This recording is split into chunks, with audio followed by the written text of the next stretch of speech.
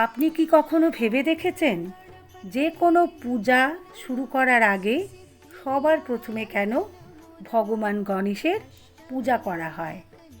হিন্দু ধর্মীয় বিশ্বাস অনুযায়ী ভগবান গণেশকে বলা হয় বিঘ্নহর্তা, অর্থাৎ যিনি সমস্ত বাধাবিঘ্ন দূর করেন। আবার তাকে সিদ্ধিদাতা বলা হয়, যিনি শুভ কাজের সাফল্য ও সিদ্ধি প্রদান করেন।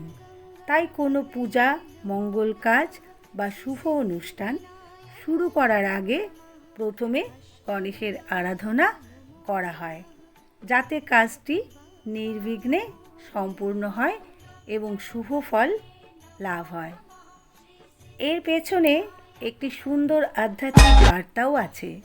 যে কোনো নতুন কাজ শুরু করার আগে অহংকার দূরে রেখে ঈশ্বরকে স্মরণ করা এবং বাধা দূর করার জন্য তার আশীর্বাদ প্রার্থনা করা।